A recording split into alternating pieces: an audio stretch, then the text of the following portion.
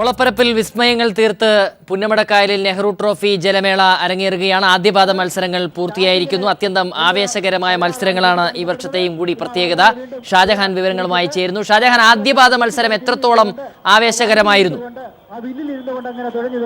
വീണ്ടും സ്റ്റാർട്ടിങ്ങിലേക്ക് പോവുകയാണ്. പുഴക്കരുത്തിന്റെ ഇതിഹാസമാണ് നമ്മുടെ അഭിമാന പാത്രങ്ങളായ ഈ ആദ്യപാദ മത്സരങ്ങൾ എന്ന് പറയുമ്പോൾ 16 ചുണ്ടൻവള്ളങ്ങളാണ് മത്സരിച്ചിട്ടുള്ളത്. 4 വള്ളങ്ങൾ വീതം ആദ്യപാദ മത്സരങ്ങളിൽ ഒന്നാമതെത്തുന്ന വള്ളങ്ങൾ വെച്ചായിരുന്നു ഫൈനൽ നടന്നിരുന്നത്. പക്ഷേ അതിൽ നിന്നൊക്കെ വ്യത്യസ്തമായി ടൈമർ സംവിധാനം കൊണ്ടുവന്നിട്ടുണ്ട്. അതുകൊണ്ട് തന്നെ ആദ്യപാദ മത്സരത്തിൽ വിജയികളായാൽ പോലും മറ്റ് മത്സരങ്ങളിൽ നിന്നും കുറഞ്ഞ സമയം കൊണ്ട് ഫൈനലിലെത്തുന്ന വള്ളങ്ങളായിരിക്കും ഈ 4 വീക്കുകളായിട്ട് നടക്കുന്ന ചുണ്ടൻവള്ളങ്ങളുടെ ആദ്യപാദ മത്സരങ്ങൾക്ക് ശേഷം ഫൈനലിലെത്തുക. അതുകൊണ്ട് തന്നെ ഇത്തവണ വളരെ വാശിയേറിയ ഒരു മത്സരമായിരുന്നു.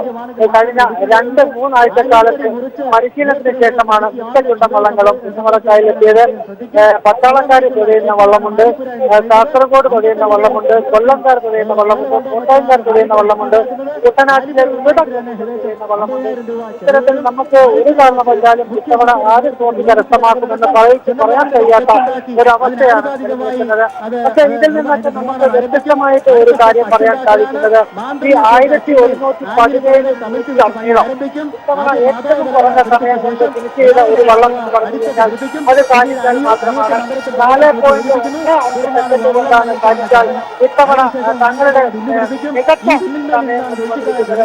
മറ്റു വള്ളങ്ങളൊക്കെ 4.51 ഈ ക്രമത്തിലാണ് മറ്റു വള്ളങ്ങളൊക്കെ ആദ്യപാദ മത്സരങ്ങളിൽ നിന്ന് ഫൈനലിരിക്കുന്നത്. പക്ഷെ ഇതൊന്നും അല്ല ഔദ്യോഗികമായി നമുക്ക് പറയാൻ കഴിയുന്ന ഒരു വിവരം. അതായത് ഇന്ന് നടന്ന മത്സരത്തിൽ കാരിച്ചാൽ മാത്രമാണ് ഏറ്റവും കുറഞ്ഞ സമയം കൊണ്ട് ഫൈനലെത്തിയിരിക്കുന്നത്. അതിനുശേഷം കാരിച്ചാലിനോടൊപ്പം ഏതൊക്കെ വള്ളങ്ങൾ മത്സരിക്കണം എന്നുള്ളത് മറ്റ് സമയങ്ങൾ കൂടി പരിശോധിച്ച ശേഷം ഇതിന്റെ ഔദ്യോഗികമായിട്ടുള്ള വിധികർത്താക്കൾ അതിന്റെ കൃത്യമായ വിവരങ്ങൾ നൽകിയാൽ മാത്രമേ ഇന്ന് ഫൈനൽ മത്സരത്തിൽ ആരൊക്കെ പങ്കെടുക്കുമെന്ന് നമുക്ക് പറയാൻ കഴിയുള്ളൂ. സാധാരണഗതിയിൽ ആദ്യ വിജയിക്കുന്ന വള്ളങ്ങളാണ് ഫൈനലിലെത്തുന്നത്. എന്നാൽ പുതിയ സമയക്രമം ഫൈനലിന് മാനദണ്ഡമാക്കിയതോടുകൂടി ഇത്തവണ കുറഞ്ഞ സമയം കൊണ്ട് ഫൈനലിൽ എത്തിയ വള്ളങ്ങളായിരിക്കും നെഹ്റു ട്രോഫി 64ാമത് നെഹ്റു ട്രോഫി മത്സരത്തിന്റെ ഫൈനലിലെത്തുക. അതിൽ വിജയിക്കുന്ന വള്ളമായിരിക്കും ഇത്തവണ ട്രോഫി കരസ്ഥമാക്കുക. ഷാജഹാൻ, നിയമത്തിൽ വരുത്തിയിരിക്കുന്ന മാറ്റം, മത്സര നിയമത്തിൽ വരുത്തിയിരിക്കുന്ന മാറ്റം ഇത്തവണ എത്രത്തോളം പോരാട്ട വീര്യം, ടീമുകളുടെ പോരാട്ട വീര്യം വർദ്ധിപ്പിച്ചിട്ടുണ്ട്? എന്ത് വ്യത്യാസമാണ് ടീമുകളുടെ മത്സരത്തിൽ നമുക്ക് കാണാൻ കഴിയുന്നത്? നേരത്തെ, അതായത് കുട്ടനാട്ടിൽ നെഹ്റു ട്രോഫി വള്ളങ്ങളുടെ തുടക്കത്തിൽ നമുക്ക് കാണാൻ സാധിച്ചത് കുട്ടനാട്ടിലെ വിവിധ ക്ലബ്ബുകൾ, അതിൽ നമുക്ക് എടുത്തു പറയേണ്ടത് UBC ആണ്. 13 തവണയാണ് നെഹ്റു ട്രോഫി കരസ്ഥമാക്കിയിരിക്കുന്നത്.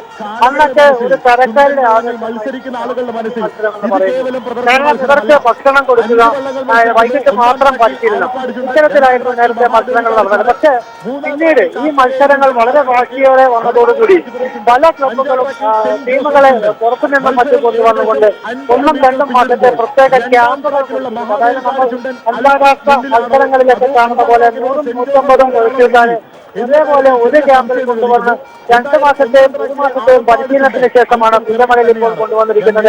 വളരെയധികം സാമ്പത്തിക ബാധ്യത ഉള്ളതാണ് ഓരോ ക്ലബ്ബുകൾക്കും. പക്ഷേ എങ്കിൽ പോലും തങ്ങളുടെ വീറും വാശിയും ഉത്സവത്തിന് വേണ്ടിയിട്ടാണ് ഇത്തരത്തിൽ മാക്സിമം കൂടുതൽ പരിശീലനം കൊണ്ട് ടീമുകളെ കൊണ്ടുവരിക. രാവിലെ ഒരു പരിശീലനം, അതിനുശേഷം വൈകിട്ട് 2-3 തവണ പരിശീലനം നടത്തുക, അതിനുശേഷം വിശ്രമം. ഇത്തരത്തിൽ കഴിഞ്ഞ 1 മാസക്കാലം ഇവർക്ക് 1000 രൂപ മുതൽ 2000 രൂപ വരെ ഒരു തൊഴിൽക്കാരന് പ്രതിദിനം പ്രതിഫലം നൽകിക്കൊണ്ടാണ് ഓരോ വള്ളത്തിലെ തൊഴിൽക്കാർ ഇപ്പോൾ മത്സരിച്ചുകൊണ്ടിരിക്കുന്നത്. ഞാൻ നേരത്തെ സൂചിപ്പിച്ചതുപോലെ പട്ടാളക്കാർ തുടങ്ങിയ വള്ളമുണ്ട്, കാസർഗോഡ് നിന്നുള്ള ടീമുണ്ട്. ഇത്തരത്തിൽ ഇന്ത്യയിൽ എവിടെയാണോ മികച്ച തൊഴിൽക്കാർ, അത്തരം തൊഴിൽക്കാരെ പുന്നമടക്കായലിൽ കൊണ്ടുവന്നുകൊണ്ട് തങ്ങളുടെ വള്ളത്തെ വിജയിപ്പിക്കുക എന്നൊരു ലക്ഷ്യം മാത്രമാണ് ക്ലബ്ബുകൾക്കുള്ളത്. അതുകൊണ്ട് തന്നെ മുൻ വർഷങ്ങളിൽ നിന്നും വളരെ വാശിയേറിയ ഒരു മത്സരമാണ് പുന്നമടക്കായലിൽ നമുക്കിപ്പോൾ കാണാൻ സാധിച്ചുകൊണ്ടിരിക്കുന്നത്. ഇതിന്റെ സംഘാടനത്തിൽ എന്തു മാറ്റമാണ് ഇത്തവണ വരുത്തിയിരിക്കുന്നത്? നേരത്തെ ഷാജഹാൻ സൂചിപ്പിച്ചതുപോലെ കാസർഗോഡ് നിന്നുള്ള വള്ളങ്ങൾ മുതൽ തിരുവനന്തപുരം വരെയുള്ള ജില്ലകളിലെ പലയിടങ്ങളിൽ നിന്നായാണ് ടീമുകൾ മാറ്റുരയ്ക്കാനായി എത്തിയിരിക്കുന്നത്. ആ നിലയിൽ സംസ്ഥാന വ്യാപകമായി ടീമുകൾ വരുന്ന ഒരു സാഹചര്യത്തിൽ ഇതിന്റെ സംഘാടനത്തിലും നടത്തിപ്പിലും എന്തൊക്കെ മാറ്റങ്ങളാണ് വരുത്തിയിരിക്കുന്നത്? സുരാജ്, അതിൻ്റെ അകത്ത് നമുക്ക് എടുത്തു പറയേണ്ട ഒരു കാര്യമുണ്ട്. കാരണം സാധാരണഗതിയിൽ നിറച്ചിട്ടായിരുന്നു ഈ 16 ചുണ്ടൻ വള്ളങ്ങൾ ഏതൊക്കെ പാദങ്ങളിൽ മത്സരിക്കണമെന്ന് തീരുമാനിച്ചിരിക്കുന്നത്. അപ്പോൾ സ്വാഭാവികമായിട്ടും മികച്ച നിലവാരം പുലർത്തുന്ന 2-3 ടീമുകൾ ആദ്യപാദ മത്സരത്തിൽ വന്നാൽ സ്വാഭാവികമായിട്ടും മികച്ച സമയമാണെങ്കിൽ പോലും 2-3 സ്ഥാനങ്ങളിലേക്ക് പോകുന്ന വള്ളങ്ങൾ സ്വാഭാവികമായിട്ടും മത്സരത്തിൽ നിന്നും പുറത്തു പോകുന്ന ഒരു സ്ഥിതിവിശേഷമായിരുന്നു. എന്നാൽ പുതിയ മാനദണ്ഡം, സമയം ഏറ്റവും കുറഞ്ഞ സമയം കൊണ്ടെത്തുന്ന വള്ളങ്ങൾ ഫൈനലിൽ എത്തും എന്ന പുതിയ തീരുമാനം വന്നതോടുകൂടി ആദ്യപാദ മത്സരങ്ങളിൽ നിന്ന് 2ാം സ്ഥാനത്ത് പോകുന്ന വള്ളം ഏറ്റവും കുറഞ്ഞ സമയം കൊണ്ടാണ് 2ാം സ്ഥാനത്ത് എത്തിയതെങ്കിൽ പോലും ആ വള്ളം ഫൈനലിലെത്തും. അങ്ങനെ ചിലപ്പോൾ ആദ്യപാദ മത്സരത്തിൽ നിന്നും 1, 2, 3 സ്ഥാനങ്ങളിൽ എത്തിച്ച വള്ളങ്ങൾ വരെ ഫൈനലിലെത്താൻ സാധ്യതയുണ്ട്.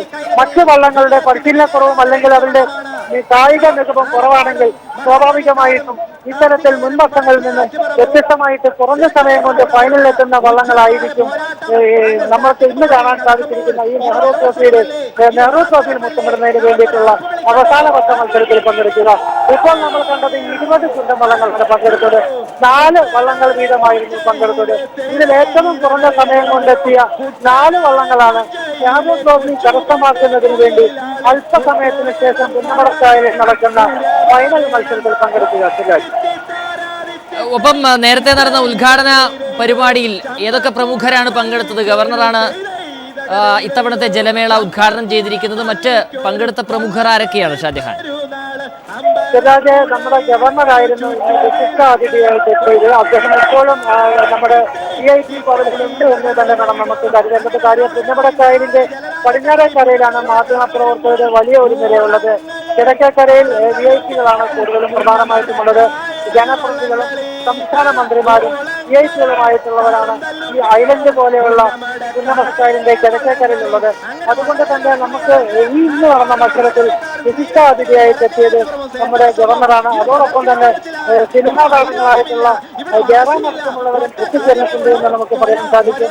വളരെ വാശിയേറിയ ഈ മത്സരം നേരിട്ട് കാണുന്നതിന് ഹൈക്കോടതിയിലെ ജസ്റ്റിസുമാരടക്കമുള്ള ഒരു വൻനിര ഇവിടെ എത്തിയിട്ടുള്ളതാണ് നമുക്ക് മനസ്സിലാക്കാൻ സാധിക്കുന്നത്. എന്തായാലും വളരെ വാശിയേറിയ അല്ലെങ്കിൽ പുതിയ സമയക്രമം അനുസരിച്ചിട്ടുള്ള ഈ മത്സരം നെഹ്റു ട്രോഫിയുടെ ചരിത്രത്തിലാദ്യമായിട്ടാണ് ഇത്തരത്തിൽ ഒരു പുതിയ സമയം, കുറഞ്ഞ സമയം കൊണ്ട് ഫൈനലെത്തുക എന്ന മാനദണ്ഡം കൊണ്ടുവന്നുകൊണ്ട് ഒരു മത്സരം നടക്കുന്നത്. അത് ഏതാണ്ട് വിജയത്തിലേക്ക് പോകുന്നു എന്ന് വേണം നമുക്ക് പറയാൻ. കാര്യം ഇതിനെതിരെ ചില ക്ലബ്ബുകൾ ആക്ഷേപവുമായി നേരത്തെ രംഗത്ത് വന്നിരുന്നു. പക്ഷേ അതിനെയൊക്കെ മറികടന്നുകൊണ്ട് ടൈമർ സംവിധാനം കൊണ്ടുവന്നുകൊണ്ട് ഏത് വള്ളമാണ് ആദ്യം എത്തിയതെന്ന് കൃത്യമായിട്ട് അറിയാനുള്ള ഒരു കൃത്യമായിട്ടുള്ള കണക്ക് സംഘാടകരുടെ ഭാഗത്ത് നിന്ന് ലഭിച്ചിട്ടുണ്ട്. അതുകൊണ്ട് തന്നെ ഇന്ന് നടന്ന മത്സരത്തിൽ ആദ്യമായിട്ട് ഏറ്റവും കുറഞ്ഞ സമയം കൊണ്ട് ഫൈനലെത്തിയ 4 വള്ളങ്ങളെ തിരഞ്ഞുകൊണ്ടാണ് ഇപ്പോൾ സംഘാടകർ തങ്ങളുടെ സമയക്രമം പരിശോധിച്ചുകൊണ്ടിരിക്കുന്നത്. ഏതാനും നിമിഷങ്ങൾക്കുള്ളിൽ ഇതിന്റെ ഔദ്യോഗിക പ്രഖ്യാപനം ഉണ്ടാകും. ഏതാനും നിമിഷങ്ങൾക്കകം ഫൈനൽ മത്സരം നടക്കാൻ പോവുകയാണ്. പ്രാഥമിക മത്സരങ്ങളാണ് അല്പസമയം മുൻപ് നടന്നത്. ആവേശകരമായ പോരാട്ടമാണ് ഓളപ്പരപ്പിൽ നടക്കുന്നത്.